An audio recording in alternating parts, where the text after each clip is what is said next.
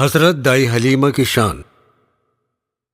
حضرت حلیمہ دائی سے روایت ہے کہ جس سال رسول خدا صلی اللہ علیہ وسلم پیدا ہوئے اس سال عرب میں قحط چل رہا تھا، جس کی وجہ سے عرب کے سب لوگ پریشان تھے۔ بہت سے لوگوں کو پیٹ بھر کھانا بھی نہیں ملتا تھا، وہ بھوک سے پریشان رہتے تھے۔ میدانوں کی گھاس سوکھ چکی تھی، جس کی وجہ سے چوپائے لاغر یعنی کمزور ہو گئے تھے۔ قحط کی وجہ سے حلیمہ کو بھی بہت پریشانی اٹھانی پڑ رہی تھی۔ کئی دن ہو جاتے تھے، کھانے کو کچھ نہیں ملتا تھا۔ حضرت حلیمہ فرماتی ہیں، ایسی تنگ دستی اور بدحالی میں میرے لڑکا پیدا ہوا جو نہایت ہی کمزور تھا، اور میری چھاتیوں میں بھی اتنا دودھ نہیں بنتا تھا کہ میرے بیٹے کا پیٹ بھر جائے۔ آپ فرماتی ہیں، میں نے ایک رات خواب میں دیکھا جس میں نے دیکھا ایک پانی کا بہت بڑا چشمہ ہے، جس میں پانی نہایت سفید اور خوشبودار ہے، اور اس چشمے کے قریب ایک نورانی چہرے والے ایک شخص ہیں۔ انہوں نے مجھ سے کہا، اس چشمے کا پانی پیو، تمہاری چھاتیوں میں زیادہ دودھ پیدا ہوگا۔ اور جب میں نے اس چشمے کا پانی پیا تو باقی میری چھاتیوں میں دودھ اتنا زیادہ ہو گیا کہ میں بیان نہیں کر سکتی۔ پھر اس شخص نے کہا، میں اللہ تبارک و تعالیٰ کے حکم سے آیا ہوں، اور تم مکے میں جاؤ، تمہاری کشادگی ہوگی، اور یہ بات کسی سے مت کہنا۔ حلیمہ فرماتی ہیں، اسی وقت میں نیند سے جاگ اٹھی۔ میں نے دیکھا میری چھاتیاں دودھ سے بھری ہیں اور دودھ ٹپک رہا ہے۔ دوسرے دن میں اپنی قوم بنی سعد کی عورتوں کے ساتھ پہاڑی میدان پر گئی چوپایوں کے لیے گھاس کے واسطے۔ تبھی پہاڑی پر سے غیب کی آواز آئی کہ ایک لڑکا قریش کی قوم میں پیدا ہوا ہے، وہ خاتون بہت ہی مبارک اور خوش نصیب ہوگی جو اس بچے کو گود میں لے کر اپنا دودھ پلائے گی۔ قوم بنی سعد کی عورتوں نے جب یہ غیب کی آواز سنی تو وہ سب اپنے اپنے گھر پہنچی اور اس غیب کی آواز کا ذکر اپنے اپنے شوہروں سے کیا۔ سب اسی وقت مکہ جانے کے لیے تیار ہو گئے۔ اگلے دن مکہ کے لیے قافلہ روانہ ہوا، جس میں حلیمہ بھی اپنے شوہر کے ساتھ روانہ ہوئی۔ حلیمہ جس گدھے پر سوار تھیں وہ بہت ہی لاغر تھا، جس کی وجہ سے قافلے والے بہت آگے نکل گئے تھے اور حلیمہ پیچھے رہ گئی تھیں۔ قوم بنی سعد کی عورتیں مکہ میں حلیمہ سے بہت پہلے پہنچ گئی تھیں اور اپنے من مطابق بچوں کو لے کر واپس چل دی تھیں۔ جب حلیمہ مکہ میں پہنچی تو اپنے قافلے کی عورتوں کو دیکھا جو بچوں کو اپنے ساتھ لے کر آ رہی تھیں۔ شام کا وقت تھا، تبھی عبد المطلب کی نظر حلیمہ پر پڑی۔ انہوں نے پوچھا، کیا تم بچوں کو دودھ پلا کر پالنے کا کام کرتی ہو؟ حلیمہ نے کہا، ہاں، میں ایک دائی ہوں، میرے ساتھ کی سبھی عورتیں بچوں کو لے کر جا چکی ہیں۔ انہوں نے کہا، ایک بچہ ابھی ہے لیکن وہ یتیم ہے، اگر تم اس کو پالو گی تو میں اس کی کافی اچھی اجرت دوں گا۔ حلیمہ نے کہا، میں اپنے شوہر سے معلوم کر کے ابھی آتی ہوں۔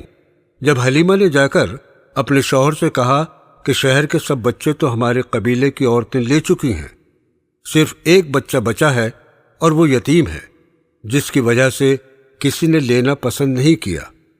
حلیمہ کی بات سن کر شوہر نے کہا، بہت خوب، تم جاؤ اور اس کو دودھ پلاؤ، یہ نیک کام ہے، میں بہت خوش ہوں، شاید مجھ کو اس سے فیض پہنچے اور ہماری غربت دور ہو جائے۔ اپنے شوہر کی بات سن کر حلیمہ دوڑی ہوئی عبد المطلب کے پاس آئیں اور بولیں، میں اس بچے کو دودھ پلانے کے لیے تیار ہوں۔ عبد المطلب حلیمہ کو حضرت بی بی آمنہ کے پاس لائے اور ان سے کہا کہ یہ حلیمہ ہے اور قوم بنی سعد سے ہے اور یہ بچے کو دودھ پلائیں گی۔ حلیمہ نے حضرت بی بی آمنہ کی طرف دیکھا اور جب ان کی نظر بچے پر پڑی تو وہ دیکھتی ہی رہ گئیں۔ ان کی آنکھیں کھلی کی کھلی رہ گئیں۔ ان کی زبان سے ایک بھی لفظ ادا نہ ہو سکا، کیونکہ اتنا خوبصورت بچہ انہوں نے اپنی زندگی میں کبھی نہیں دیکھا تھا۔ وہ آگے بڑھیں اور انہوں نے بچے کو گود میں لیا اور اپنی داہنی چھاتی کا دودھ پلایا، اور اس کے بعد جب بچے کو بائیں چھاتی کا دودھ پلانا چاہا تو بچے نے نہیں پیا۔ حضرت ابن عباس رضی اللہ تعالی عنہ سے روایت ہے کہ رسول خدا حضرت محمد صلی اللہ علیہ وسلم نے حلیمہ کی دوسری چھاتی کا دودھ اس لیے نہیں پیا کہ حق تعالی نے ان پر الہام فرمایا تھا کہ حلیمہ کا بیٹا بھی ہے اور وہ بھی بھوکا ہے اور وہ بھی دودھ پیے گا۔ حلیمہ بچے کو لے کر اپنے شوہر کے پاس آئیں اور محمد صلی اللہ علیہ وسلم کو اپنی گود میں لے کر اپنے گدھے پر بیٹھیں تو اس لاغر گدھے نے قبلہ رخ چھلانگ لگا کر خانہ کعبہ کو سجدہ کیا، پھر سر اٹھا کر آسمان کی طرف دیکھا اور پھر سجدہ کیا۔ اس طرح اس نے 3 بار سجدہ کیا۔ اس لاغر گدھے کو بھی پتا تھا کہ میرے اوپر کون سوار ہے۔ اس نے اللہ تعالیٰ کا شکریہ ادا کرنے کے لیے 3 بار سجدہ کیا۔ تبھی غیب سے آواز آئی، اس کو آدم علیہ السلام کے اخلاق دو، شیش علیہ السلام کی معرفت دو، نوح کی شجاعت دو، ابراہیم علیہ السلام کی دوستی دو، اسماعیل علیہ السلام کی قربانی دو، اسحاق کی رضا دو، یعقوب علیہ السلام کی بشارت دو، یوسف کا حسن و جمال دو، موسیٰ علیہ السلام کا جلال دو، یوشع کا جہاد دو، دانیال کی محبت دو، الیاس علیہ السلام کا وقار دو، صالح کی وسعت دو، لوط علیہ السلام کی حکمت دو، ایوب کا دل دو، داؤد کی شیریں زبان دو، یونس کی اطاعت دو، یحییٰ کی پاک دامنی دو، عیسیٰ علیہ السلام کا زہد دو، اور تمام انبیاء علیہ السلام کو جو دیا ہے وہ اس بچے کے سینے میں اتار دو۔ ابھی کچھ ہی وقت گزرا ہے، بچے کو پیدا ہوئے اور 1.25 لاکھ انبیاء کا علم اس کے سینے میں اللہ تعالی نے ڈال دیا۔ جب وہاں سے حلیمہ چلیں تو کیا دیکھتی ہیں کہ جو ان کا گدھا کمزوری کی وجہ سے دھیرے دھیرے چلتا تھا وہ اب دوڑتا ہوا گھر کی طرف چلا جا رہا ہے۔ جو قافلہ ان سے پہلے مکہ سے روانہ ہوا تھا اب گدھا اس قافلے کے پاس آ پہنچا۔ حلیمہ کو دیکھ کر قافلے والے حلیمہ سے پوچھنے لگے، حلیمہ تم تو مکہ سے بہت دیر میں چلی تھیں، کیا تم نے سواری بدل لی ہے؟ حلیمہ نے کہا، سواری تو وہی ہے مگر سوار بدل گیا ہے۔ حلیمہ اپنے قافلے والوں سے پہلے اپنے گھر پہنچ گئیں۔ اب کیا تھا؟ آج سے حلیمہ کے گھر میں برکت ہی برکت ہو گئی، چاروں طرف نور ہی نور پھیل گیا۔ حلیمہ کی جو لاغر بکریاں تھیں وہ بھی اب موٹی تازی ہونے لگیں اور پہلے کے مقابل 4 گنا دودھ دینے لگیں۔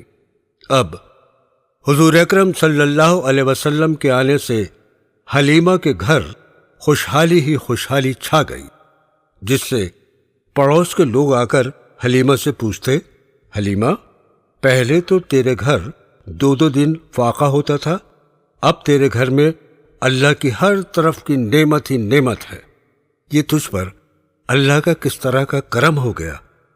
پڑوسوں کی بات سن کر حلیمہ کہتی تھیں، یہ سب میرے اس بیٹے کی وجہ سے ہوا ہے جس سے میری تقدیر ہی بدل گئی۔ اس سے پتہ چلتا ہے کہ جس نے نبی کا دامن پکڑا وہ آباد ہو گیا اور جس نے نبی کو چھوڑا وہ برباد ہو گیا۔ ایک دن آس پاس کی بہت سی عورتیں حلیمہ سعدیہ کے پاس آئیں اور بولی، حلیمہ تو بہت امیر ہو گئی ہے، اب تو رات کو چراغ بھی نہیں بجھاتی ہے، رات بھر تیرے گھر میں اجالا رہتا ہے، اتنا فضول خرچی کیوں کرتی ہے؟ حلیمہ نے کہا، آؤ میرے سنگ، میں تمہیں دکھاؤں میرے گھر کون سا چراغ جلتا ہے۔ حضور صلی اللہ علیہ وسلم پالنے میں لیٹے ہوئے تھے۔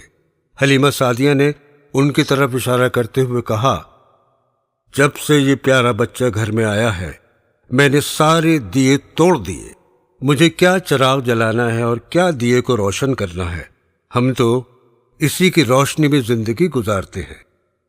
جب حضور صلی اللہ علیہ وسلم 2-3 برس کے ہوئے تو ایک دن ان کی بہن شیما ان کو اپنے ساتھ بکریاں چرانے کے لیے جنگل لے گئیں۔ جب وہ ان کو لے کر چل رہی تھیں تو ایک بادل کا ٹکڑا ان کے اوپر سایہ کرتا ہوا چل رہا تھا، جس کو دیکھ کر ان کی بہن بہت حیران ہوئی اور جنگل میں پہنچ کر بکریاں بھی آس پاس گھاس چرتی رہیں، کہیں دور نہیں گئیں۔ ویسے تو روزانہ ادھر ادھر دوڑتی پھرتی تھیں، جس کی وجہ سے شیما پریشان ہو جاتی تھی۔ شیما اپنے بھائی محمد صلی اللہ علیہ وسلم کے لیے اللہ تعالیٰ سے دعا کرتی تھی اور کہتی تھی، اللہ محمد کو ہمارے لیے سلامت رکھنا۔ حضرت محمد صلی اللہ علیہ وسلم نے 5 برس تک حلیمہ سعدیہ کے یہاں پرورش پائی۔ اس کے بعد حضرت حلیمہ سعدیہ نے ان کو حضرت بی بی آمنہ کے سپرد کر دیا۔ امام الانبیاء حضرت محمد صلی اللہ علیہ وسلم اپنی والدہ حضرت حلیمہ سعدیہ کی بہت تعظیم کیا کرتے تھے۔ حضرت حلیمہ سعدیہ کی 9 ہجری میں وفات ہوئی اور ان کی قبر جنت البقیع مدینہ میں موجود ہے۔ حضرت محمد صلی اللہ علیہ وسلم حضرت حلیمہ سعدیہ کے جس گھر میں پلے بڑھے تھے اس کے کھنڈرات آج بھی موجود ہیں۔ حضرت حلیمہ سعدیہ دنیا میں اپنا اعلیٰ مقام رکھتی ہیں، ان کے اعلیٰ مرتبے تک کوئی نہیں پہنچ سکتا، یہ ان کی شان ہے۔